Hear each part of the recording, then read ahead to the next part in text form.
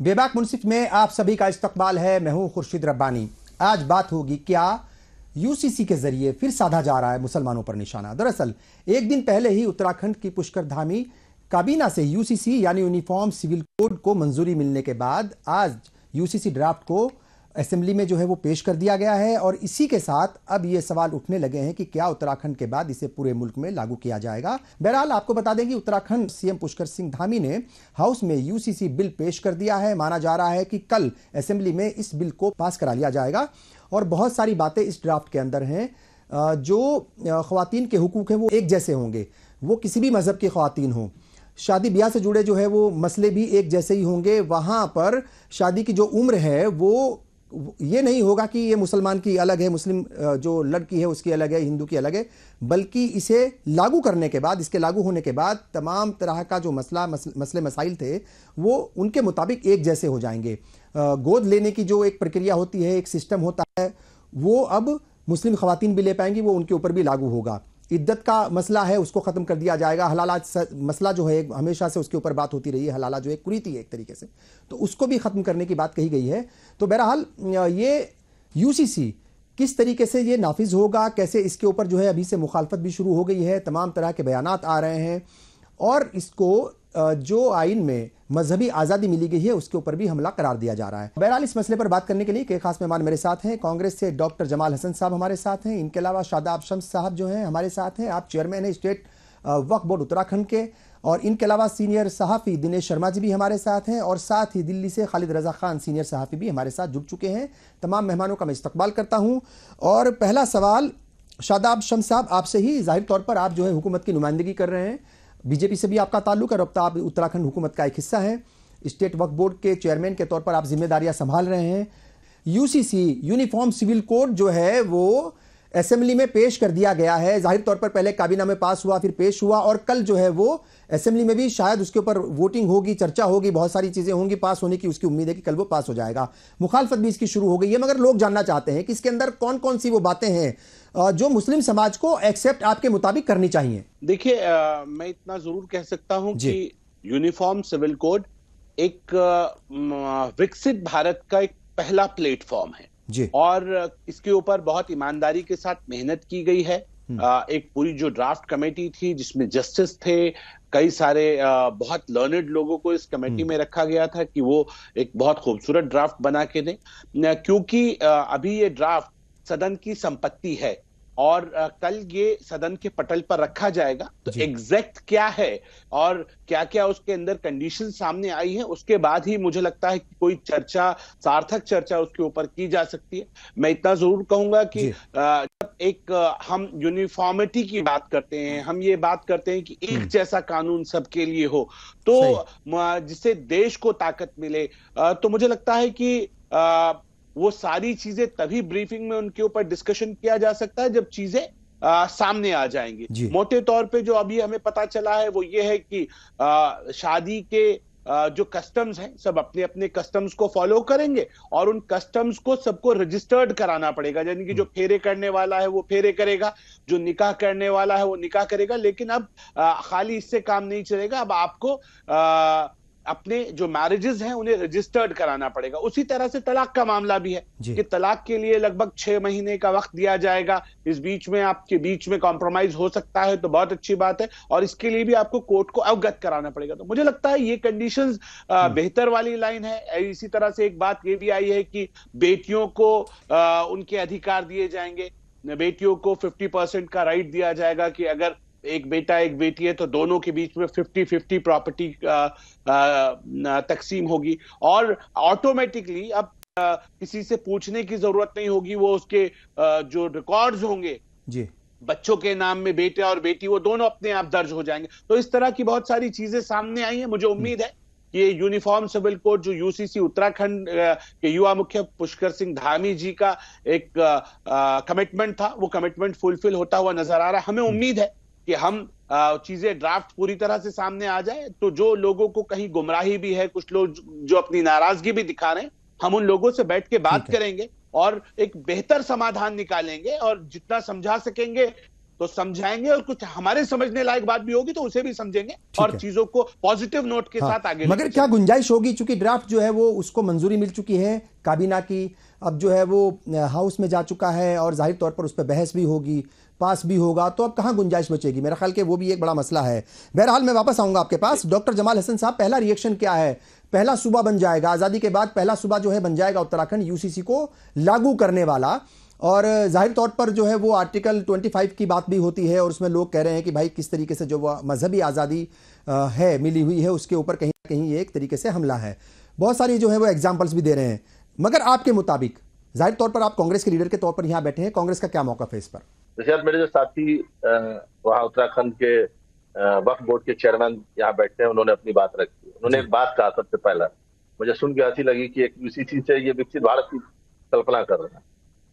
इससे पहले क्या देश विकसित भारत की तरफ जा नहीं रहा था या बढ़ नहीं रहा था, तो बात अपनी जगह। लेकिन अब मुझे एक जानकारी अपने साथी से चाहिए जो यहाँ बैठे हैं साथ में, क्या आपने ये जो यूसीसी जो लागू करने जा रहा है, आपने क्या सभी धर्म गुरुओं को, चाहे हिंदू हो, मुसलमान हो, या जो भी कम्युनिटी के लोग वहां रहते हैं, उनको बुलाकर आपने उनसे बात की या उनसे राब्ता किया या उनके साथ मीटिंग किया या उनसे ये जानने की कि कुछ चीजें जो अगर है, देखिए हर धर्म का अपना एक होता है, मसौदा होता है, उसका अपना एक तरीका होता है। अगर आप अपने धर्म के सभी धर्म के लोगों को, अगर धर्म गुरुओं को बुलाकर इस पर बात करते तो मुझे नहीं लगता कि इतना विरोध होता।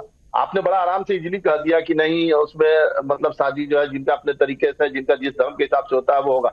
अगर आपने ये बात करता, आप एक बार क्लियरिफाई कर देते ना, मुख्यमंत्री हैं आप, सभी धर्म गुरुओं को बुला लेते हैं, सभी धर्म के।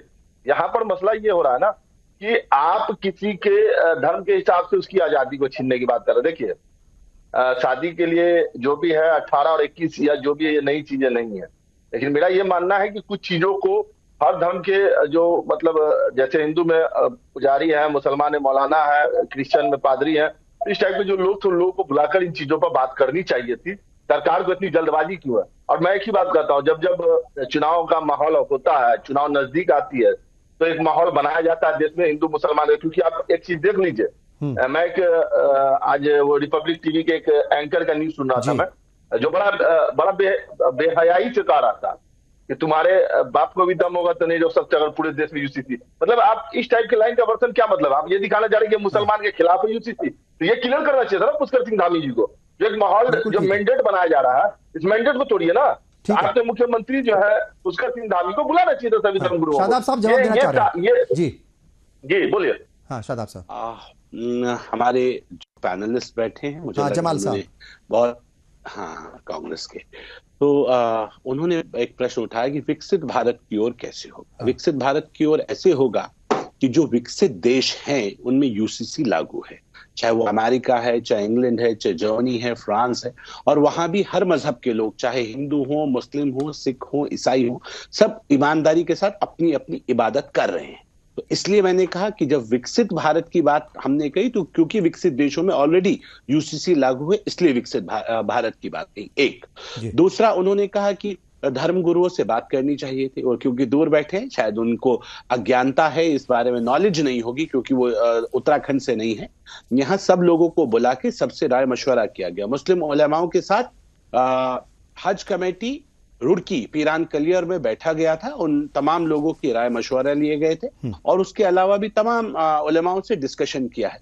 मैं सिर्फ इतनी गुजारिश कर रहा हूं कि सिर्फ विरोध के लिए विरोध मत कीजिए, बिल्कुल ठीक है, आने दीजिए। हम ये हो सकता है कि कुछ कमियां होंगी, तो हम कभी इस बात के लिए नहीं कह रहे कि सुधार से पीछे नहीं, रोड सुधारेंगे। ठीक है, मैं आऊंगा डॉक्टर जमाल, वापस आऊंगा, मैं वापस आऊंगा। दिनेश शर्मा जी के पास चलते हैं। दिनेश शर्मा जी, किस तरीके से आप इस पूरे जो है मसले को देख रहे हैं? यूसीसी जो है, अच्छा ये आज से नहीं है, और जैसे हमने पहले कहा कि बीजेपी के मतलब एजेंडे का एक हिस्सा है, वो हमेशा से कहते आ रहे हैं, और वो वाजपेयी साहब के ज़माने से, मतलब 80 से ही मान लीजिए कि जब से बीजेपी की तश्कील हुई तभी से वो कहते आ रहे हैं, और कोई मतलब छिपा हुआ एजेंडा नहीं है, कहीं कोई छिपी हुई बात नहीं है, बहुत क्लियर उनका जो है वो कहना है कि भाई ये लेकर के आएंगे। उनके जो भी बहुत सारे ऐसे मसले मसाले जिन पर मुसलमानों को लगता है कि वो उनकी मुखालफत में ऐसा हो रहा है, मगर वहाँ पर वो क्लियर हैं। आप इसको कुल मिलाकर के कैसे देखते हैं? क्या ये मतलब आप उस नज़रिए से देखते हैं कि क्या ये मुसलमानों को टारगेट करने की कोशिश है, और ये एक मैसेज देने की कोशिश है कि भाई मजहब के नाम पर किसी को भी कुछ भी करने की आज़ादी नहीं मिल सकती? तो उसके जितने भी कंटेंट हैं वो सारे लोकसभा विधानसभा के पटल पर आएंगे, तब कांग्रेस के प्रवक्ता या और जो भी मुस्लिम उलेमा हैं या जो उसका विरोध कर रहे हैं, तो उनको तब अपनी बात कहना ज्यादा अच्छा रहेगा जी। अभी जो उत्तराखंड से हमारे मित्र बैठे हैं, उन्होंने बहुत सही कहा कि अगर विरोध के लिए विरोध करना है तो उसका तो कोई इलाज नहीं है। पहली बात तो यह है कि इस बिल में जो पहली बार पेश हो रहा देश के अंदर, मैं मुस्लिम समाज के तरक्की के बहुत ही खुले रास्ते को देख रहा हूं। कारण उसका कि अगर ये मानेंगे हम कि ये टारगेट किया जा रहा है, तो मैं अभी इसको नहीं मान सकता। देश की जो 25-26 करोड़ की आबादी है मुसलमानों की, हाँ। कोई भी हुकूमत हो, वो एक लापरवाही से उसके साथ पेश नहीं आएगी। ये अलग बात है कि बीजेपी का ये एजेंडा है, ये आरएसएस का भी एजेंडा है, लेकिन आरएसएस भी भारत के मुसलमानों के खिलाफ मुझे नजर नहीं आती, क्योंकि उसके कुछ ऐसे चीज, उनके ऐसे स्टेटमेंट भी हमने सुने हैं जो मुसलमानों के विपरीत किए जाते हैं। मुस्लिम समाज का वो वर्ग जो गुर्बत में है, जो शिक्षा से दूर है, जिसको केवल एक ही पक्ष सुनाया जाता है, समझाया जाता है, उसके लिए आने वाले समय में ये कानून एक प्रयोग के तौर पर उत्तराखंड के अंदर आ रहा है। ठीक है। और इसका और राज्यों में भी इंप्लीमेंटेशन शुरू होगा। मुझे लगता है कि शायद उत्तर प्रदेश में भी इसकी दूसरी शुरुआत होगी। ठीक है, ठीक है। खालिद रजा खान साहब, देखिए ये बात तो सही है कि मतलब जो है वो ड्राफ्ट की कोई कॉपी तो अभी मतलब पब्लिक डोमेन में नहीं आई है, मगर जो खबरें आई हैं जिस तरीके से, तो उसमें खास तौर से जो शादी के जो कस्टम्स हैं, मतलब शादी ब्याह के जो तौर तरीके हैं, या गोद लेने के, या प्रॉपर्टी में जो हिस्सा है उनको लेकर के है। और जैसे तलाक का मसला है, तलाक, ट्रिपल तलाक तो पहले से ही जो है वो आ गया था, मोदी हुकूमत लेकर के आई थी। मगर अगर कहीं किसी की मतलब जो है ना, किसी के शौहर की मौत हो जाती है, तो फिर इद्दत का एक मामला है, उसका भी जिक्र किया गया है उसमें। और हलाला को लेकर के तो मेरा ख्याल के मुस्लिम तबके के अंदर भी इस बात को है कि भाई उसमें एक अगर कहीं कुछ मतलब कुछ गलत है तो उसके ऊपर पाबंदी लगनी चाहिए। बहुत सारे मतलब सेक्शन इस बात को मानते भी हैं। कुल मिलाकर के कैसे देख रहे हैं, चूंकि बहुत सारी चीज़ें आ चुकी हैं पब्लिक डोमेन में, डायरेक्ट नहीं आई, इनडायरेक्ट आई हैं, मगर आई हैं पब्लिक डोमेन में कि किन किन चीज़ों को लेकर के वो बात हो रही है, ड्राफ्ट के अंदर क्या क्या है, बहुत सारे पॉइंट्स हैं। तो किस तरीके से आप देख रहे हैं? जाहिर तौर पर मुस्लिम तबका जो है वो कई बार हम ये भी देखते हैं, ऐसा लगता है कि वो ओवर रिएक्टिव है। तो क्या ये उसका मतलब जो है ये जो रिएक्शन है अलग अलग तंजीमों का, अलग अलग लोगों का, अलग अलग ग्रुप्स का, उसको मतलब जो है रिएक्शन को खारिज कर दिया जाए या फिर उनकी बात भी सुननी चाहिए? देखिए, एक तो ये यूसीसी का मामला, सबसे पहले मैं ये क्लियर कर दूं कि ये पूरा कानूनी मामला है और रिलीजियस मामला है। तो एक सहाफी, एक जर्नलिस्ट के तौर पर हम अब तबसरा कर सकते हैं उस पर, उसके बारीकियों में हमारे लिए जाना मुनासिब नहीं है, क्योंकि ये पूरा का पूरा मामला कानून की बुनियाद पर और कॉन्स्टिट्यूशन के डेफिनेशन के, उसका जो इंटरप्रिटेशंस है उसकी बुनियाद पर ये कानून बनाया जा रहा है। तो हमारा जो ऑब्जर्वेशन है एक पत्रकार, एक सहाफी के तौर पर, वो ये है कि सबसे पहले मैं बात की शुरुआत करूंगा दिनेश जी, जो हमारे जो पत्रकार साथी हैं, जो गुफ्तगू में शामिल थे। उनकी फिक्र इस बात को लेकर नजर आ रही थी कि मुसलमानों का मुसलमान जो जिस तरह से पिछड़े हुए हैं, जो पसमानदा हैं, और वो उनकी तरक्की की राह खुल जाएगी। देखिए, यूसीसी से तरक्की का कोई मामला जुड़ा हुआ नहीं है। और जो विकसित भारत के लिए जो बात कर रहे थे कि तमाम विकसित देशों में ये यूनिफॉर्म सिविल कोड है, जो हमारे बीजेपी के जो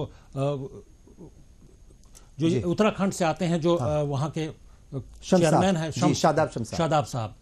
तो देखिए, ये मामला सीधा कॉन्स्टिट्यूशन के इंटरप्रिटेशंस का है कि कौन किस तरह से कॉन्स्टिट्यूशन को लेता है। एक किताब, अगर एक कानून की किताब है, तो उसके बहुत सारे इंटरप्रिटेशंस होते हैं।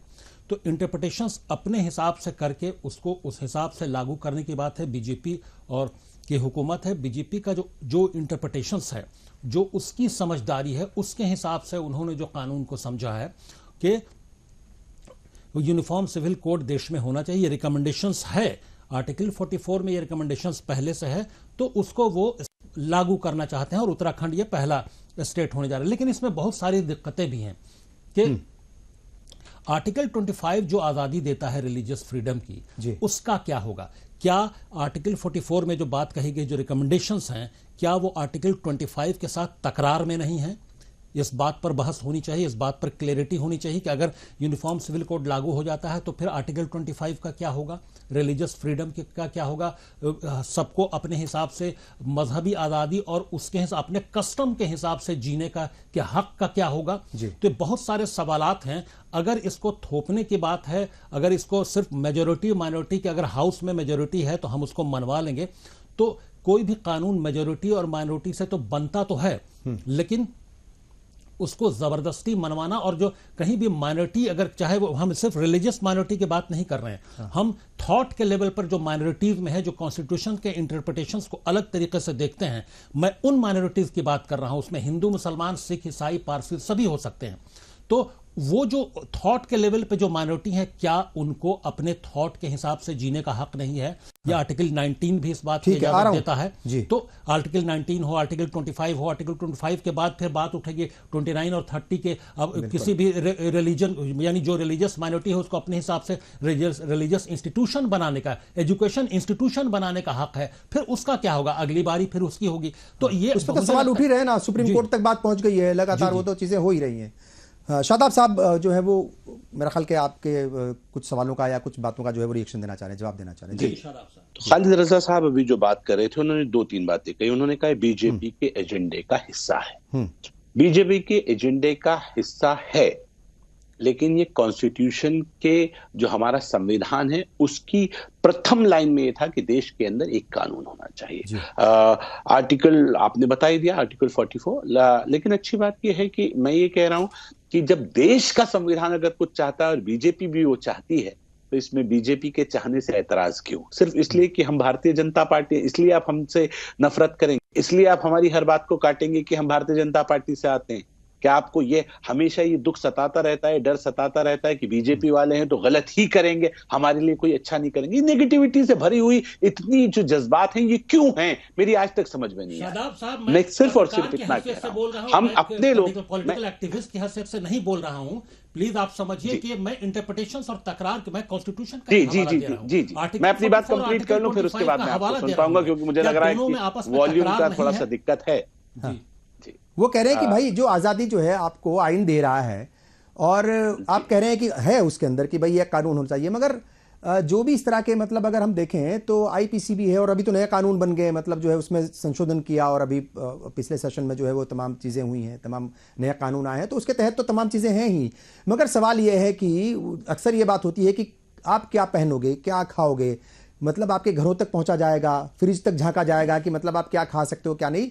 वो थोड़ा सा मतलब कहीं ना कहीं एक डर है, या उस बात की मतलब फिक्र है मुस्लिम समाज को कि भाई आप खुर्शीद भाई मुझे तय करोगे क्या?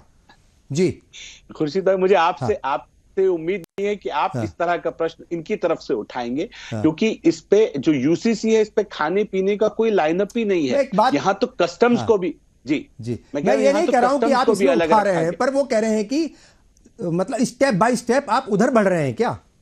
जी नहीं, बिल्कुल नहीं, ये गलत फहमियां हैं। कभी भारतीय जनता पार्टी ने या संघ परिवार ने या किसी ने भी इस चीज को किसी के खिलाफ कोई बात नहीं कही। और हम ये कह रहे हैं कि हमें बहुत ईमानदारी के साथ देश को मजबूत करना है। देश मजबूत तब होगा जब देश का अंतिम छोर पे खड़ा हुआ व्यक्ति का विकास होगा। अंतिम छोर पे कौन खड़ा है? देश का मुस्लिम समाज।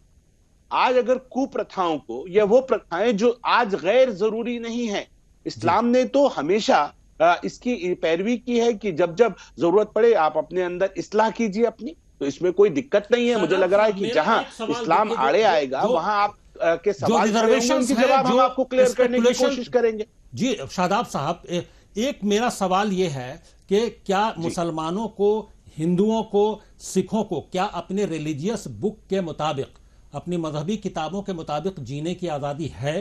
तो उस हिसाब से मैं एक पॉइंट उठाता हूं यहां पर कि जायदाद में जो हिस्सेदारी है वो मुसलमान कुरान के हिसाब से करता है, जो कुरान में पूरे तौर पर सूरह निसा में इसको पूरे तौर पर खोल कर बता दिया गया है, उस हिसाब से जायदाद का बंटवारा होता है। एक पॉइंट ये मैं उठा रहा हूं। तो क्या इस कानून के बनने के बाद, जैसा कि तमाम बातें बाहर आई हैं, कि जायदाद का बंटवारा, जैसा आपने भी कहा अपनी बातचीत में कि लड़का और लड़की को बराबर जायदाद मिलेगी, तो क्या कुरान के हिसाब से चलने का हक छीन लिया जाएगा? क्योंकि अगर इस हक को छीना जा रहा है तो आगे बाकी हुकूक भी छीने जा सकते हैं। बहुत बहुत सही। अब इसका आंसर आप थोड़ा सा पेशेंस रखेंगे, मैं कोशिश करूंगा कोशिश करूंगा कि आपको इसका आंसर दे सकूं। मैंने कहा ये मेरे नबी ने बताया कि जब बेटियों की कहीं इज्जत नहीं होती थी, जब बेटियों को दर्जे नहीं दिए जाते थे, तब 1400 साल पहले मेरे नबी मोहम्मद साहब ने ये कहा कि बेटियों को उनके राइट्स मिलने चाहिए, और इसलिए बेटे के मुकाबले बेटी को 25% राइट्स दिए। कब दिए? 1400 साल पहले। 1400 साल पहले मेरे नबी ने कहा कि बेटियों के होने पर खुशी जाहिर करो। और आज भी अरब जब बेटा होता है तो खुशी जाहिर नहीं करते, लेकिन बेटियां होती है तो जश्न मनाते हैं। मैं ये कह रहा हूं, अगर आज मेरे नबी इस बात को सुन रहे होते, क्योंकि वो हमेशा बेटियों के पैरोकार रहे हैं, तो वो सबसे पहले कहते मैंने अपनी बेटियों को 25% की बात कही। आज 1400 साल बाद अगर हिंदुस्तान में कोई 50% की बात कर रहा है तो हम उसके लिए सहमति देते हैं। ये मेरे नबी का किरदार है। आप नबी के किरदार के ऊपर शक कर रहे हैं ऐसा करके। मैं ये बहुत ईमानदारी से इस बात को कह रहा हूं। मेरे नबी को आज मैं जिस पैमाने पे तोल रहा हूं इस बात को, सूरह निसा का हवाला दे रहा हूं, मैं ये कह रहा हूं, दिया गया है मेरी बात पूरी होने नहीं है, हदीस का कतई मामला नहीं है ये। मैं ये कह रहा हूं उसमें देने की बात की, उसमें ना देने वालों को देने का हुक्म है सूरह निसा में, और वो ज्यादा से ज्यादा देने का, इतना देना ही पड़ेगा, और ज्यादा दिया जाए इसमें तो और अच्छा है। अगर हुक्म देने का हो और ज्यादा बढ़ के आप दे दें, अगर ज़कात कहा गया कि 2.5% देनी है तो क्या 2.5% देंगे? अगर ज्यादा 2.5% वो मिनिमम हिस्सा है। भाई आपको बात की गई, इतना तो देना ही है, ज्यादा आप कितना भी दे सकते हो। तो मुबारकबाद है। डॉक्टर जमाल, ठीक है, मैं डॉक्टर जमाल के पास आ रहा हूं। देखिए, चूंकि कोई भी पॉलिटिकल पार्टी कोई भी कदम उठाती है और वो इतना बड़ा कदम उठाती है तो जाहिर तौर पर वो उसके पीछे का एक मकसद होता है, और सियासत के बगैर कोई कदम जो है कोई भी पॉलिटिकल पार्टी वो नहीं उठाती जिसमें सियासत ना हो, और उसके सियासी जो है वो नफा नुकसान वो पहले तय कर लेती है कि इसका क्या कुछ होना है, पहले तोल लेती है। क्या लग रहा है आपको डॉक्टर जमाल साहब, किस तरीके से आपका जो है वो एक नजरिया है इसको लेकर के कि सियासत जो हो रही है इसके ऊपर, और सियासी पहलू इसका आप क्या देखते हैं कि क्या 2024 के आम इंतखाबात से भी इसको जोड़ करके देख रहे हैं? क्योंकि इसकी टाइमिंग को लेकर के भी सवाल उठ रहे हैं कि आम इंतखाबात जो है वो सर पर हैं और ये इस वक्त लेकर के आया गया है बिल। देखिए जी खुर्शीद साहब, आप भी ये जान रहे हैं कि चुनाव का वक्त है, हाँ। माहौल बनाए जा रहे हैं, और मेरे साथी मित्र कहा ना, भाई साहब हमारे मौजूद है, इन्होंने कहा कि ये उत्तराखंड से दूर रहते हैं, इनको नहीं पता। कलियर शरीफ में हमने जो है लोगों के साथ बैठे थे, ये रोड पर, उत्तराखंड के रोड पर कौन उतरे हुए हैं? इतनी जो भीड़ चल रही है रोड पर, ये किनकी चल रही है? देखिए, बातों को समझाना हो तो आपने 3 से 4 पॉइंट, आप ड्राफ्ट सामने ला क्यों नहीं दिए कि मैं इस टाइप का कानून, आपने 3 ही 4 पॉइंट दिया। देखिए यही 3-4 कानून आप पहले मेरी बात सुन लीजिए, पहले सुन लीजिए, थोड़ा बर्दाश्त कर लीजिए, दूसरे को भी सुनने हिम्मत रखिए ना जी। आपने 3 से 4 पॉइंट सामने रखा, आप पूरी चीजें क्लियर रख देते कि ये कंफ्यूजन, लोगों से राय ले लेते ना मशविरा से। आप किसी पर उनकी आजादी कैसे चल, संविधान का आप ला रहे हैं बार बार लाइन, संविधान कहती है एक कानून होनी चाहिए, कानून तो एक ही है भाई, आपको शायद नजर नहीं आ रहा हो। फांसी की सजा हिंदू को भी लग रही है, मुसलमान को भी है, सिख को भी, ईसाई को, सबको वही है कानून। लेकिन आप किसी के धार्मिक ग्रंथ के हिसाब से छेड़छाड़ करने जाएंगे तो ये अफसोस की बात है। आप मेरे दूसरे मित्र जो बैठे हैं, मुझे तो समझ में ही नहीं आता है कि वो मतलब है क्या शर्मा जी हैं, हाँ, वो ये कह रहे हैं, उनको दिनेश शर्मा जी कह रहे हैं कि ये कानून आने से मुसलमानों का भला होगा। तो क्या ये कानून सिर्फ मुसलमानों के लिए लाया जा रहा है? पहले ये क्लियर कीजिए आप। अगर आप ये ला रहे हैं इस देश के विकसित होने के लिए, तो इसमें मुसलमान की बात है वो कहां से कर रहे हैं? ये मुसलमानों का भला होगा, मुसलमान के लिए फायदा होगा, मुसलमान के लिए, तो भाई हमको ये नहीं समझ में आता। इसका मतलब है कि इस कानून को आप भी समझ रहे हैं, ये हिंदू मुस्लिम के पीछे एक गाड़ी खाई पाटने का काम किया जा रहा है, और चुनाव है अभी, तो चुनाव के वक्त में एक माहौल बनाया जा रहा है। और अगर इतना ही ईमानदारी है उत्तराखंड के सीएम में, और हमारे साथी जो बैठे हैं वक्फ बोर्ड के चेयरमैन, उनको जो कल जो आप विधानसभा में पेश करने जा रहे हैं, आपको वो चीजें सामने ला देनी चाहिए, इतना कंफ्यूजन ही खत्म हो जाता, इतने लोग रोड पर नहीं उतरते। उनकी चीज आपने 3 से 4 पॉइंट छोड़ा है, सिर्फ पूरे न्यूज चैनल पे सिर्फ 3 से 4 पॉइंट। 18 साल जो है लड़की की शादी का, लड़के का 21 साल, ये बातें तो सब जान रहे हैं। आपने एक पॉइंट और छोड़ा कि भाई हलाला बंद, चले ठीक है, उसका विरोध कई मुसलमान लोग भी करते, इसमें नहीं कोई डाउट है। तीसरा पॉइंट आपने दिया कि भाई तलाक का तो कानून ऑलरेडी बन चुका, हाँ। तो और सब जो सारी चीजें बारीकियां हैं, उस ड्राफ्ट को आप ले आते ना एक बार। एक होता है ना कि आप पब्लिक रिव्यू भी तो ले लेते कि उसमें लोग है कि नहीं। जब देखिए संविधान से ये देश चला था भाई, इनका कहना यह है जी, शादाब शम्स साहब, इनका ये कहना है कि जैसे वन नेशन वन इलेक्शन की बात हो रही है और अभी पिछले दिनों ही जो उसकी कमेटी है उसने आम लोगों से, आम भारतीयों से उस पर जो है उनके राय मशवरे मांगे हैं। पहले अलग अलग पॉलिटिकल पार्टी से मांगे गए थे, उन्होंने अपनी अलग अलग वक्त पर सबने जो है अपने लिखित में भेजा। मेरी एक बात सुनिए ना। आप अगर ये कल तो आप विधानसभा में पेश करने जा रहे हैं, आप इसी चीज के लिए थोड़ा वेट कर लेते। जल्दबाजी क्यों है? चुनाव नजदीक है इसलिए। और दूसरी बात, मैं एक बात बता दूं, ये डर जो आप कहते हैं भाजपा के खिलाफ नफरत और ये आप ऐसा माहौल क्यों बना रहे हैं, ये आपने पैदा किया है। इसी उत्तराखंड में जून के महीने में मुसलमानों को पलायन करने को मजबूर किया आपने।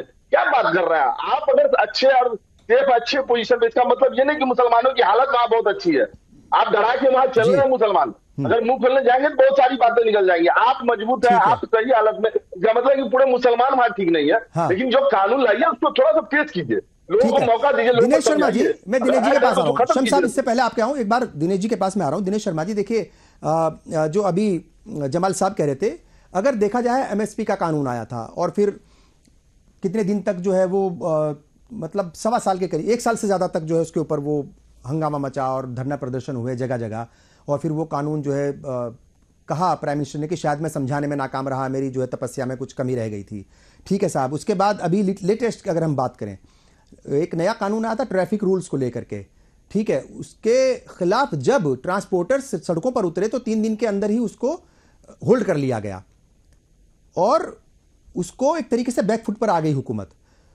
वही जमाल साहब जो हैं उस पॉइंट को उठा रहे हैं कि जब भी आप इस तरीके की कोई कानून लाते हो, अच्छा दूसरी बात यह है कि भाई कानून तो सबके लिए एक जैसे ही है। अगर कोई अपराध करता है, कहीं कोई कुछ ऐसा काम करता है तो वो तो है ना, सारे सेम कानून है सबके लिए। कहीं उसमें कोई मजहब के नाम पर, कोई छोटे बड़े के, हाँ उम्र के लिहाज से कोई नाबालिग है उसके लिए तो वो किसी भी मजहब का हो उसके लिए एक अलग है पोस्ट को, अदरवाइज तो सारे कायदे कानून हैं। तो ये क्यों नहीं, मतलब उनसे मोटे तौर पर जो बड़े लीडर्स हैं, मजहबी रहनुमा हैं किसी कम्युनिटी के, उनसे क्यों राय मशविरा नहीं किया गया? आपको लगता है कि जल्दबाजी में और वो एक तरीके से उसका सियासी फायदा उठाने के लिए इस तरीके से कदम उठाए जाते हैं कई बार? नहीं, मैं तो इससे जल्दबाजी नहीं मानता। अच्छा, क्योंकि जिन देशों में ये कानून लागू है जी, उन देशों की व्यवस्था का भी पूरा अध्ययन इसमें किया गया है जी। ये जल्दबाजी नहीं कह सकते हम। जहां तक मैंने एक ये बात कही थी कि मुसलमानों की प्रगति की बात, चूंकि आपके यहाँ पर जो 2 और सहाफी बैठे हुए हैं वो जिस चश्मे से इसको देख रहे हैं, मुझे उस पर एतराज नहीं, क्योंकि अभिव्यक्ति की आजादी का मैं समर्थन करता हूं। मुझे ये बताइएगा कि ये ड्राफ्ट तैयार हो चुका है, कल विधानसभा के पटल पर रखा जाएगा, उस कंटेंट को आने दीजिएगा। आप तो पहले से ही धारणा स्थापित कर रहे हैं कि हम इसके विरोध में हैं। हो सकता है कि कल जब कानून ये पेश किया जाएगा तो उसमें हमसे ज्यादा बेहतर सोच उस कानून के अंदर होगी, जो हमारे 2 मित्र बोल रहे हैं। अगर और इससे बेहतर हुई तब आप क्या कहेंगे? तब आप कौन से तर्क लेकर आएंगे? मैंने मुसलमानों की प्रगति का जिक्र इसलिए नहीं किया कि मैं इसमें कोई नई चीज ढूंढ रहा हूं। आप शिक्षा और गरीबी, आप इन सारे विषयों को एक साथ क्यों नहीं रखते हैं? आप या हिंदू समाज जो है उसको तो कोई एतराज नहीं होगा इस बात से, आपको क्यों एतराज है? समान नागरिकता कई देशों के अंदर लागू है, ठीक है, कोई भारत के अंदर उत्तराखंड के अंदर अकेले तो नहीं आ रहा ना, आने दीजिए इसको। और कल जब ये आएगा, मैं समझता हूं कि अगर ये डिबेट कल रखी जाती तो ये इफ एंड बट जो हमारे दोनों मित्र लगा रहे हैं, ठीक है, और अभी से एक भूमिका उन्होंने निभानी शुरू कर दी है। ऐसे नहीं होता। देखिए इफ और नो बट जो है ना वो इसलिए लगा रहे हैं कि मीडिया के पास तो सारे सोर्सेज होते हैं, बहुत सारी जो है चीजें वो आ गई हैं। मैंने पहले भी बताया कि उसके अंदर बहुत सारी चीजें हैं, मतलब चाहे वो शादी से जुड़ा मामला हो, चाहे वो ये कंटेंट है रब्बानी साहब, ये एक लीगल कंटेंट है जो सामने आपके आने वाला है। ठीक है, इसमें हम जो है कयास नहीं लगा सकते। ठीक है, कंप्लीट हो चुका, बिल्कुल ठीक है, और वो कल पेश होगा। हाँ, शादाब शम्स साहब, देखिए शहर काजी मोहम्मद अहमद कासमी जो है वो ये कह रहे हैं कि आपने कहा कि भाई वो राय मशविरे तो लिए गए और अलग अलग जगहों पर जो है वो जो मजहबी रहनुमा थे उनसे बात की गई, मगर शहर काजी हैं मोहम्मद अहमद कासमी, वो ये कह रहे हैं कि यूसीसी जो है वो कल केवल मतलब सिर्फ एक मजहब के मानने वालों के खिलाफ है और वो मुस्लिम तबके की तरफ इशारा है साफ तौर पर। उन्होंने कहा कि मुस्लिम समाज से जितने भी मतलब सुझाव लिए गए थे, जो मशवरे लिए गए थे, उनको इसमें कोई जगह नहीं मिली। फिर आप कहेंगे कि भाई ये तो जल्दबाजी है, ये तो कल इस पर बात होगी। और वो ये कह रहे हैं कि जो भी उन्होंने मतलब आपत्तियां जताई थी उनका भी कोई मतलब ख्याल नहीं रखा गया, और उस तरफ इशारा जो है खालिद रजा ने भी किया था पहले ही। बहुत बहुत अच्छी बात उन्होंने कह दी जी, और आपका शुक्रिया अदा करूंगा कि आपने इस बात को याद दिला दिया, कि उनका बयान एकदम सामने रख दिया। तो इसका मतलब एक बात स्पष्ट हो गई कि राय मशवरा लिया गया था। जमाल साहब तो हल्ले मचा रहे थे अभी कि लिया ही नहीं गया है। अच्छा। आप कैसी बात कर रहे हैं? उतर गए लोग, लिया की बात कर दिया भाई। अरे अभी छोड़ दीजिए ना, अभी रुक जाइए, रुक जाइए, मैंने आपको नहीं टोका ना। जमाल साहब एक बार सुन लीजिए, जमाल साहब जवाब देने दीजिए, मैं आपके पास आऊंगा। जमाल साहब मैं आपके पास आऊंगा, एक बार सुन लीजिए। जी शादाब साहब। जी जी। दूसरा मैंने कहा कि ये आज अगर कानून आएगा तो ये कानून आज से पहले जो गुनाह, जो गलतियां हमसे हो चुकी, उनके लिए तो कुछ नहीं हो सकता, लेकिन आने वाले मुस्तकबिल में जब हमारी बेटियां, जो आज छोटी बेटी है, कल वो शादी करेगी, वो क्योंकि अब पढ़ी लिखी बेटी है, ठीक है ना, जब उसकी शादी होगी तो उसको भी इख्तियार होगा, क्योंकि हम बेटियों को खुद मुख्तार बना रहे हैं। अगर शरीय एतबार से चलो तो पर्दे में रखो बेटियों को, बाहर क्यों निकलने देते हो? अब जब आप भी जॉब कराने के लिए देश के साथ साथ उन्हें आगे बढ़ने का मौका दे रहे हैं, आप उनको खुले पर दे रहे हैं, तो फिर आप ये कहें कि नहीं बेटी खुद मुख्तार न बने। मेरे नबी ने तो पहले ही कह दिया था खुला लेने का अधिकार है, तो खुला लेने का अधिकार उन्होंने दिया था, आज उसे और आगे बढ़ा लीजिए, बेटियों को थोड़ा सा और हिम्मत मिलेगी। तो हर चीज एतराज खड़ा करना। तीसरी बात, अभी एक प्रश्न पूछा गया, मेरे भाई ने कहा उत्तरकाशी में एक विषय हमारे यहाँ आया था पहाड़ में, जहां एक व्यक्ति के साथ वहां मामला हो गया था और वो वहां के एक मुस्लिम लड़का एक हिंदू लड़की को लेके चला गया था, और उससे वहां के लोगों ने कहा कि बाहर से लोग आते हैं और हमारी बेटियों के साथ ऐसा वो करते हैं, तो उसके लिए कुछ लोगों का गुस्सा भड़क गया। तो इनसे पूछे क्या कांग्रेस का कोई नेता बोला था उस पे बोलने वाला भी शादाब शम्स था, ये ऐसा बिल्कुल बर्दाश्त नहीं करेंगे कि एक आदमी की गलती समाज को दी जाए, हम कंडेम करते हैं उसे, ये हमारी ताकत है। ये कांग्रेसियों की तरह दुम दबा के नहीं बैठते हम लोग, हम सच के साथ खड़े होते हैं। अगर अपनी सरकार के खिलाफ भी बोलना पड़ता है तो बोलते हैं, हम चुप नहीं रहते। दूसरी बात, आपने क्योंकि प्रश्न उठाया इसलिए मुझे मजबूरन बोलना पड़ रहा है। अभी हो रहे थे, तुमको रुकवा दिया होगा आपने? बिल्कुल रुकवा दिया, वापस रिवर्स पलायन कराया, पता कर लीजिएगा, इसीलिए कह रहा हूं। अभी दोबारा आप एक यूसीसी की बात कर रहे हैं, आप उसको मुसलमान। अभी आपने प्रश्न पूछा, पहले जो प्रश्न पूछे उनके उत्तर ले लीजिए, जवाब देने दीजिए, प्रश्न बाद में पूछिएगा। जमाल साहब एक जवाब देने दीजिए, फिर आएंगे आपके पास, जवाब देने दीजिए। सवाल बनता है, गुस्सा नहीं कीजिए, कंट्रोल। हाँ तो अब आ रहे हैं ना, आपके पास ही आएंगे। हमने कहा मेरे युवा मुख्यमंत्री पुष्कर सिंह धामी ने बहुत ईमानदारी के साथ जो कमिटमेंट किया था, आज उसे वो फुलफिल करते हुए नजर आए। मैं दिल की गहराइयों से उन्हें मुबारकबाद पेश करता हूं। रही बात कमियों की, पहले अभी चीजें आई नहीं, आपने कमियां निकालनी शुरू कर दी। अरे आपका जिम्मेदारी, आपने कहा, अभी आप पूछ रहे थे, जरा दिनेश शर्मा जी ये बताएं कि इससे मुस्लिम समाज को कैसे बेनिफिट मिलेगा। जब देश आगे बढ़ता है तो देश में अंतिम छोर पे खड़े हुए लोग भी आगे बढ़ते हैं, सबका विकास होगा। इसलिए अगर उन्होंने कोई बात कही, उसके पीछे लॉजिक किया है कि हम देश को विश्व गुरु बनाना चाहते हैं, विकसित भारत की श्रेणी में खड़ा करना चाहते हैं, और मेरा देश तब विकसित भारत बनेगा जब हमारे यहां का हर तबका, हर जाति, हर धर्म, हर संप्रदाय का व्यक्ति आगे बढ़ेगा, और ये उसकी दिशा में पहला कदम है। ऐसे तो हर जगह क्वेश्चन मार्क खड़े, हर समाज के सवाल होंगे, सबके समाजों के अंदर अलग अलग कस्टम्स हैं, सब कहते हैं कि इसमें कोई छेड़छाड़, लेकिन कब तक दूसरों के कस्टम्स पे अटके रहेंगे? देश को आपको सर्वोपरि मानना पड़ेगा, किसी के कस्टम से छेड़छाड़ नहीं कर रहे हैं, बहुत ईमानदारी के साथ सबको साथ लेके आगे बढ़ने की नियत है। लेकिन मेरा आपसे अनुरोध है, कांग्रेस और अन्य दलों से, खास तौर पे मैं इस बात को कह रहा हूं, ये राजनीति बाद में कर लीजिएगा, ये देश का सवाल है। आज देश को विकसित बनाना है, आगे बढ़ाना है, कम से कम इसमें साथ दीजिए। कहीं हमारे अंदर कमी होगी, हम बदलाव देखेंगे, अगर लगेगी आपकी बात जायज है, उस बात को भी आगे रखा जाएगा। लेकिन सिर्फ अगर हमारे विरोध के लिए आप विरोध करेंगे तो आपके ऊपर से हमारा भी विश्वास मुखालफत नहीं होनी चाहिए, मुद्दों के ऊपर बात रखनी चाहिए। डॉक्टर जमाल कुछ कहना चाहेंगे? बिल्कुल बिल्कुल बिल्कुल। मेरे जो साथी हैं यहाँ पर जिन्होंने अभी थोड़ा रिएक्ट किया, जो शादी की बात अगर हो रही है तो सिर्फ मुसलमानों में कोई छोटी बच्चियों की शादी नहीं होती। पहले इन जहन को थोड़ा आप लोग साफ कर लें, यही दिक्कत मैं बार बार कर रहा हूँ। कि आप यूसीसी को लेकर सुनिए ऑन कैमरा बैठकर बालिग उम्र शरीयत के हिसाब से क्या है वो बता दीजिए। पहले मेरी बात मैं ये पूछ रहा हूँ, बालिग शरीयत के हिसाब से बालिग उम्र क्या है ये बता दीजिए। दिक्कत यही है। अरे आप सुनने की, आप प्रश्न का उत्तर दीजिए ना, आपकी थोड़ी प्रश्न पूछेंगे, हमारे सवालों के जवाब भी तो देने। पहले मेरी बात आप सुनिए, आपके हिसाब से नहीं चलेगी, आपके घर की शरीयत। अगर ईमानदारी होती तो आप सभी कंफ्यूजन को खत्म करते।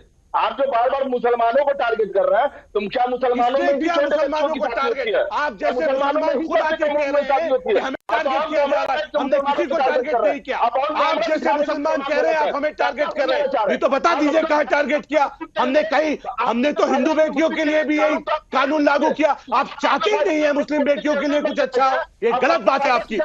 बेटियां देख रही हैं, अब बेटियां, मुस्लिम बेटियां भी घर में बैठ के चूड़ियां पहन के घर में नहीं बैठती हैं, वो जवाब देंगी आपको। डॉक्टर खालिद रजा जवाब देंगी। मुस्लिम जमाल साहब मैं दोनों रिक्वेस्ट करूंगा। ठीक है, ठीक है, छोटी बच्चों की हाँ, होती है। जमाल साहब मुद्दों की बात करेंगे, बेकार की मतलब पर्सनल अटैक करने से कोई मतलब भी नहीं है। ठीक है साहब। डॉक्टर खालिद रजा साहब देखिए, ये बात तो सच है कि अगर कहीं कुछ कुरीतियां हैं उनमें मतलब वक्त के मुताबिक बदलाव की ज़रूरत अगर है तो शायद वो कर लेनी चाहिए। ट्रिपल तलाक को लेकर के हालांकि वो अलग अलग फ़िकों की बात थी कि कुछ मसलक उसको मान रहे थे, कुछ फ़िक़े मान रहे थे, कुछ नहीं मान रहे थे, मगर अल्टीमेटली हुकूमत बिल लेकर के पास करा लिया गया, उसको नाफिज कर दिया गया। उस वक्त ये सवाल उठा था कि अगर उसी को, अगर all India Muslim personal law board, अगर जो मतलब जो कौम के मजहबी रहनुमा थे वो आ करके पहले कहते कि ठीक है हम इसको खुद लेवल पर जो है उसको मतलब एक पाबंद कर देंगे, आप उस पर पाबंदी लगा देंगे, तो शायद ज़्यादा बेहतर होता।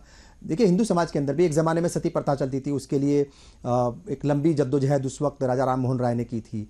और अभी लेटेस्ट बात हम करें मतलब जो है वो बाल विवाह होते हैं, उसको रोकने के लिए भी कानून लाया गया है। दहेज प्रथा है, मतलब वो तमाम, हालांकि वो हिंदू कम्युनिटी तक नहीं महदूद है, वो दहेज प्रथा सब जगह है, मगर ज़्यादातर वहाँ पर देखी जा रही थी। एक ज़माने में जो है वो मतलब बेटियों को जलाया जाता था, मतलब शादी के बाद दहेज ना लाने की वजह से। बड़ी मतलब एक बड़ी वो थी, ये प्रॉब्लम थी समाज की, उसको सुधारा गया, कानून बना करके सुधारा गया।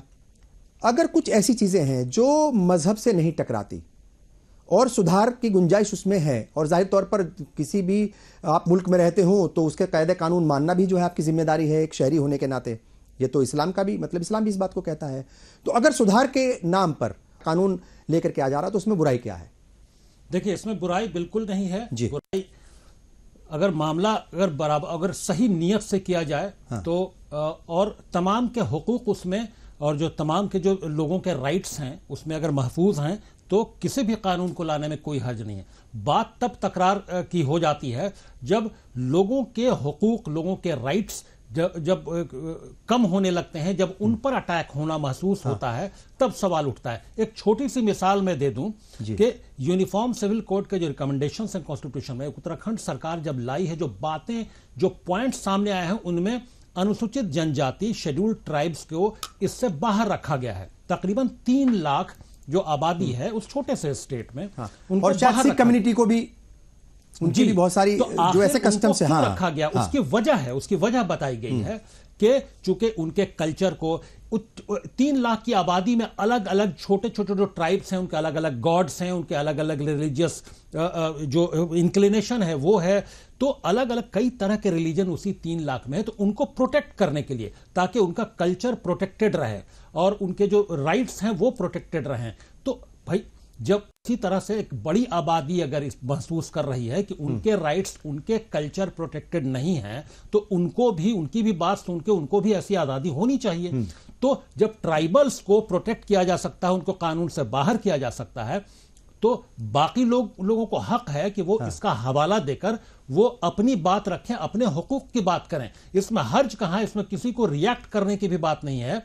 कॉन्स्टिट्यूशन जब इजाजत देता है तो दूसरी तरफ हुकूक की भी बात कहता है। आ रहा हूं जी, बिल्कुल ठीक है, बिल्कुल ठीक है। दिनेश शर्मा जी, देखिए ये जो सवाल उठाया है, और अब चूंकि जाहिर तौर पर जब पूरा वो ड्राफ्ट सामने आ जाएगा तो वो सवाल तो उठेंगे, बहुत सारी चीज़ें उसमें आएंगी फिर बाहर, मगर ये भी सच्चाई है कि वो शेड्यूल्ड ट्राइब्स को जो है उससे बाहर रखा गया है। ये तो खबरें कई दिन पहले ही आ गई थी, और सिख कम्युनिटी का भी बताया जा रहा है कि उनको भी बाहर रखा जा रहा है।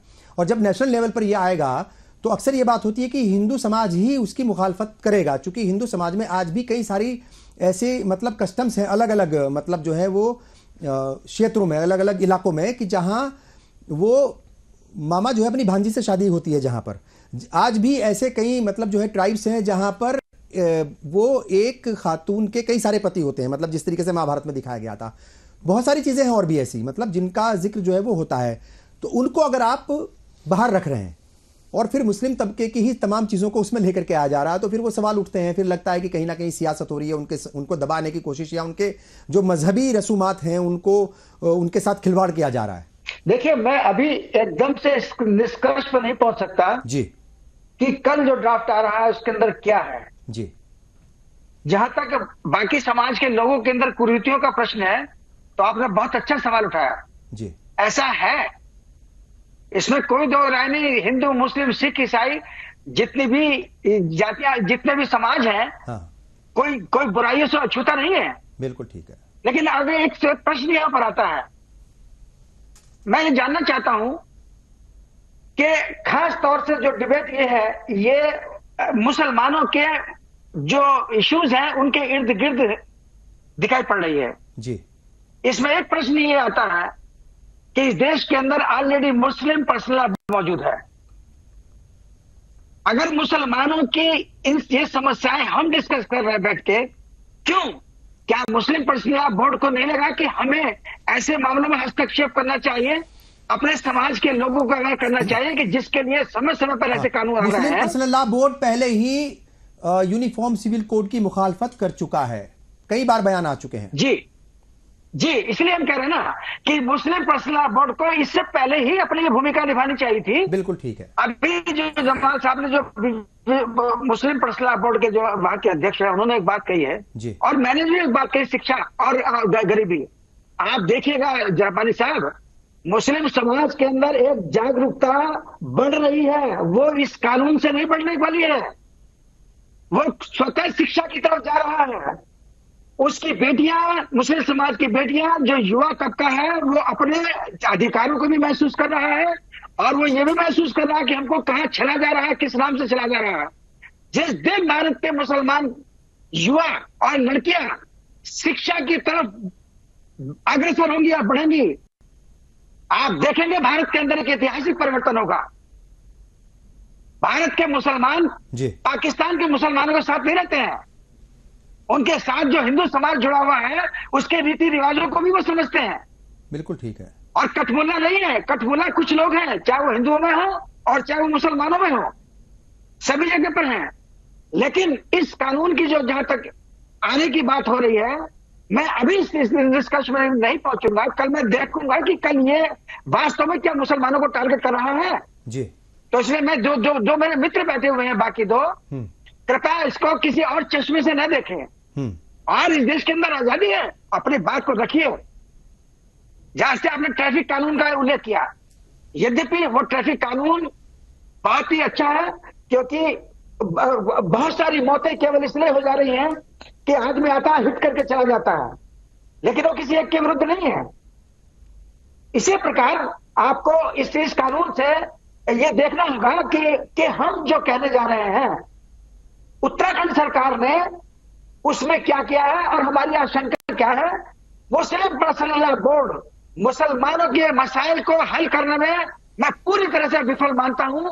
अगर इनसे पूछा जाए कि ये क्या है, तो वो ये होता है कि पूछ के बताएंगे। शम्स साहब देखिए, बिल्कुल ठीक है, ये बात तो है, और इसको मुस्लिम तबका भी कई बार मानता है कि बहुत सारे ऐसे मसले थे मुस्लिम तबके से जुड़े हुए जिनको एड्रेस करना बेहद ज़रूरी था, और एड्रेस करने के लिए या उनको उठाने के लिए हुकूमत की ज़रूरत नहीं थी, सियासत की ज़रूरत नहीं थी, खुद तबके के अंदर से ही वो आवाज़ उठती। और वो आवाज़ जो है वो जाहिर तौर पर एक, चूंकि all India Muslim personal law board बना हुआ, एक बॉडी बनी हुई, उनको जो है ये जिम्मेदारी निभानी चाहिए थी, मगर गफलत तो हमेशा हुई है, इसमें कहीं कोई दो राय नहीं। अगर गफलत नहीं हुई होती तो जो ट्रिपल तलाक का कानून मरकजी हुकूमत को लाना पड़ा तो शायद वो लाने की जरूरत नहीं पड़ती। ये तो इसमें तो खैर कोई दो राय नहीं है। और जब आप मुस्लिम तबके के अंदर बैठते हैं, उन लोगों के साथ बात करते हैं, उनसे मतलब जो है तबादला ख्याल करते हैं अलग अलग इश्यूज़ पर, वो भी मानते हैं कि हाँ वक्त वक्त पर जो है वो कुछ ऐसी गलतियाँ हुई हैं और कुछ ऐसी मतलब गफलतें हुई हैं जो नहीं होनी चाहिए थी। मगर शादाब शम्स साहब, इन तमाम बातों के बावजूद फिर मैं उसी बात पर आऊँगा। आपने कहा था कि ये इस सवाल की उम्मीद आपसे नहीं थी, मगर ये सवाल तो जाहिर तौर पर हम वही सवाल पूछते हैं जो आम लोगों के जहन में होते हैं। जो पब्लिक के जहन में होते हैं, जो कौम है जिसको छेड़ा जा रहा है, वो कहती है कि हमें छेड़ा जा रहा है बार बार। उसको लगता है कि अभी जैसे मैंने जिक्र किया था कि सुप्रीम कोर्ट में मामला पहुंच गया है कि भाई ये जो AMU है, अलीगढ़ मुस्लिम यूनिवर्सिटी, वो माइनॉरिटी कैरेक्टर उसका क्यों है, क्यों दिया जा रहा है उसको, क्यों जो है वो तकरीबन 1500 साढ़े 1500 तकरीबन 1600 करोड़ रुपए हर साल गवर्नमेंट खर्च करती है, फिर भी SC ST को वहां पर रिजर्वेशन नहीं है। वो सवाल उठते हैं। वही खालिद भाई ने भी कहा था, खालिद रजा साहब ने भी वही कहा था कि आज जो है आप वो शादी ब्याह की बात कर रहे हैं, कल आप कहेंगे नहीं जो है आपको नमाज ऐसे नहीं, इस वक्त नहीं, 5 वक्त नहीं, सिर्फ 2 ही वक्त नमाज अदा करनी पड़ेगी। मतलब चाइना में हो रहा है ना साहब, वो तो कोई ऐसा तो है नहीं, है पड़ोसी मुल्क ही है वो भी, ठीक है, कहीं तो सरहद मिलती है हमारी। तो वही कहीं ना कहीं खदशा है लोगों के जहन में कि आप जो है वो, अच्छा इंतखाबात के वक्त जब असेंबली इंतखाबात हो रहे थे उत्तराखंड में, तो एक कांग्रेस के एक लीडर ने, मुस्लिम लीडर था, उसने कहा था कि यूनिवर्सिटी खोलेंगे, मतलब AMU जैसी, वही एक बड़ा इशू बन गया। तो क्यों नहीं, मतलब जो है UCC तो ला रहे हो, चलिए ठीक है, अच्छी बात है, लेकर के आइए, मगर आम लोग ये भी सवाल पूछते हैं, आम मुसलमान ये भी सवाल पूछते हैं कि भाई आप जो है वो, अगर जो कांग्रेस बात कर रही थी या कांग्रेस का कोई लीडर कह रहा था कि हम जो है वो एक यूनिवर्सिटी बनाएंगे, तो कांग्रेस हार गई उसी नाम पर, तो अब आप जो है वो यूनिवर्सिटी बना दीजिए, मगर आप तो अलीगढ़ मुस्लिम यूनिवर्सिटी या फिर जो जामिया है उनके ऊपर भी सवाल उठाते हैं। बहुत सारे प्रश्न हो गए। बिल्कुल हो गए साहब, बिल्कुल हो गए जी। आपने कहा मुस्लिम यूनिवर्सिटी की बात, तो इस पे भी आऊंगा, पहले ऊपर से शुरू करता हूं। अभी कहा कि एक तो मुसलमानों को टारगेट किया जा रहा है, यहां तो उल्टा दिख रहा है मुझे, आ बैल मुझे मार। ये मुसलमान सबसे पहले यही कूद के आगे आते हैं कि दिक्कत हमें हो रही, भाई आप ही हैं क्या, यही तो हम कह रहे हैं, हर चीज में सबसे पहले आप ही क्यों उछलते हैं, बाकी समाज भी हैं, औरों को भी कोई लाइन मौका दे दीजिए। हर बार कुछ होता है तो सबसे पहले हम, आखिर कौन सी ऐसी बेचैनी है कि सबसे पहले, सबसे ज्यादा जागरूक आप ही हैं, सबसे ज्यादा पहले आप ही को उतरना है, तो आपको भी देखना पड़ेगा कि आबैल मुझे मार वाली थ्योरी पे मत चलिए। एक दूसरा, मैंने कहा अभी शरीयत की बात बार बार आ रही थी कि हम शरीय एंगल से हम बात कर रहे हैं कि शरीयत क्या कह रही है। मुझे उन मौलाना का नाम बता दीजिए जिनकी बेटी को, उन मुफ्ती साहब का जिनकी बेटी को तलाक हुआ हो और उन्होंने मेहर को लेकर चाप से जेब में रख के घर बैठ गए हो। मुझे ऐसा लगता है कि ये सिर्फ और सिर्फ बहाने हैं। जब आपको जरूरत महसूस हो तो आपको IPC याद आ जाती है, जब आपको जरूरत महसूस नहीं होती तब आप शरीयत का हवाला देते हैं। एक बात। दूसरी बात, मैंने कहा कि ये जो मुस्लिम पर्सनल लॉ बोर्ड की आपने बात, मुझे एक शेर याद आया एकदम इसके, खुद ही को कर बुलंद इतना, चढ़ जा जैसे तैसे, खुदा बंदे से खुद पूछे चढ़ तो गया बता उतरेगा कैसे। इनसे पूछे बनाया किसने इस बोर्ड को, खुद ही बना लिया अपने आप को, खुद ही ठेकेदार बन गए मुस्लिम पर्सनल लॉ बोर्ड। हाँ, और जो काम की बात है, मतलब मुसलमानों को आप ऐसे तो राष्ट्रीय स्वयं सेवक संघ भी है, ऐसे तो विश्व हिंदू परिषद भी है, ऐसे तो बहुत सारी तंजीमें, हर समाज की कोई ना कोई तंजीम होती है, और तंजीम बनाने के लिए जो जागरूक लोग होते हैं, दानिश्वर होते हैं, वो आगे आते हैं। मैं अपनी बात पूरी कर दूं। मैंने कहा, मैंने सिर्फ 2-3 बातें जो मैंने कही, एक आपने कही मुस्लिम यूनिवर्सिटी की, आपने कही मुस्लिम यूनिवर्सिटी की बात। मुस्लिम यूनिवर्सिटी आपने कहा, उत्तराखंड में एक लाइन आई कि मुस्लिम यूनिवर्सिटी बनाई। अब भाई कांग्रेस तो बड़ा वोट बैंक समझती है मुसलमानों को अपना, तो खड़े होके कहते हैं हाँ ये ठीक कह रहे हैं, हम इनके साथ हैं, फिर क्यों भागे, क्यों पीठ दिखाई, दम है सच कहने का क्या? हमारी तो बात छोड़ दीजिए, कांग्रेसी नेताओं में दम हो कि मुसलमानों के मसाइल को लेकर रोड पे उतरे, बता दीजिए एक बार उतरे हो तो। बेकार का ड्रामा मत कीजिए वोट बैंक पॉलिटिक्स से, इसके अलावा सब जानते हैं कितने पानी में कांग्रेस है, कितनी ईमानदारी से बात करती है। एक दूसरा, आपने कहा मुस्लिम यूनिवर्सिटी की बात, हम मुसलमान और दूसरे तबकों में बांटते ही नहीं है। हमने कहा एजुकेशन ये तबकों में बांटने के लिए नहीं है। अगर एक रोड बना रहे हैं हम, तो उसमें हिंदू और मुसलमान नहीं लिख रहे हैं, हम उस पे अगड़ा और पिछड़ा नहीं कह रहे हैं, हम बहुसंख्यक और माइनॉरिटीज नहीं कह रहे हैं, हम ये कह रहे हैं एक सिमिलैरिटी पे आइए। हाँ, आज इस अल्पसंख्यक की बात की जा रही है, आज इस माइनॉरिटी की बात की जा रही है, इसे मुख्य धारा में जोड़ो, इसकी बेटियों को उसके राइट्स मिले, कह रहे मुसलमानों की बात करो। अरे एक बात बताइए शादाब साहब, मेरा एक सवाल यह है कि आर्टिकल 29, मेरा सवाल ले लीजिए, आपने सवाल पूछे, मेरा हिसाब से आर्टिकल 29 कहता है कि मुसलमानों को या किसी भी रिलीजियस माइनॉरिटीज को आजादी है कि वो अपने अपनी मर्जी के मुताबिक अपने हिसाब से वो ये एजुकेशन इंस्टीट्यूशन बनाए, कायम करें, को रन करें, ये कॉन्स्टिट्यूशन इजाजत देता है। तो उस पर आप क्या कहेंगे? क्या नहीं बनाना चाहिए? नहीं, हम कह रहे बनाइए, बनाने को कही थी, बताइए कांग्रेस ने कितनी बनवाई, वो भी बता दीजिएगा। अभी उस पर बाद में बात करेंगे। कांग्रेस क्यों बनवाएगी? मेरा उत्तर, मेरा प्रश्न, पहले मेरा प्रश्न ले लीजिए, उसके बाद इनके प्रश्न पे आएंगे। मेरा प्रश्न अधूरा रह जाएगा। मैंने सिर्फ इतना पूछा, मुझे ये बताइए, कुरान से हलाला कुरान से साबित है, 3 तलाक कुरान से साबित है क्या? उसके इंटरप्रिटेशंस अलग अलग हैं। ठीक है, मैं वही बोल रहा हूं। राइट, यही मैं आपसे सुनना चाह रहा था। सर सल्यूट है आपको, इसीलिए मैंने कहा बच्ची की बालिग उम्र कितनी है, कुरान का, शरीयत क्या कहती है, अलग अलग इंटरप्रिटेशन है। बिल्कुल, इसलिए हमें उन इंटरप्रिटेशंस का ध्यान रखना है और जो सही होगा उसके साथ खड़े होंगे। मैं वादा कर रहा हूं आपसे, मेरी सरकार, मोदी सरकार, धामी सरकार, ये किसी मुसलमान के ईमान के खिलाफ वक्त की कमी है, वक्त की भी कमी है। हाँ, चलिए, मैं बहुत शुक्रिया अदा करूंगा शादाब साहब आपका, जमाल साहब आपका, दिनेश जी और डॉक्टर खालिद रजा खान, तमाम मेहमानों का मैं मतलब जो है वो दिल से शुक्रिया अदा करता हूं। जाहिर तौर पर अभी इस मसले पर जो है वो बहुत सारी चीज़ें वो सामने आना बाकी हैं और सदन में पेश होगा ये, और वहाँ पर फिर क्या कुछ इसके अंदर जाहिर तौर पर वहाँ पर भी बहस होगी। तमाम जो लोग हैं कम्युनिटी के भी, जो मतलब जो है रुकन असेंबली हैं, वो भी बात रखेंगे और पक्ष विपक्ष की तमाम बातें रखी जाएंगी। उसके बाद इस पर बहस होगी, फिर पास होगा। बहुत सारी बातें अभी सामने आना बाकी हैं, मगर जाहिर तौर पर जो चीज़ें आई हैं थोड़ा सा मतलब फिक्रमंदी है मुस्लिम तबके के अंदर। उनको बार बार वही लगता है कि उनको टारगेट किया जा रहा है। मगर यहाँ तो सिर्फ एक ही बात कहनी मतलब मुझे लगता है कि वो ज़रूरी है, वो ये है कि कोई भी हुकूमत हो, कोई भी सिस्टम हो, वो मजहब की बिना पर किसी के साथ भेदभाव ना करे। अगर भेदभाव होता है तो जाहिर तौर पर फिर वो तकलीफ की बात है, वो आइन के लिए भी और जो एक सिस्टम है जमहूरी सिस्टम, उसके लिए भी कहीं ना कहीं फिक्रमंदी की बात है। बहरहाल आपने प्रोग्राम देखा, आप सबका बहुत बहुत शुक्रिया। कल फिर हाजिर होंगे एक नए मुद्दे के साथ। तब तक के लिए मुझे और पूरी टीम को दीजिए इजाज़त। आदाब।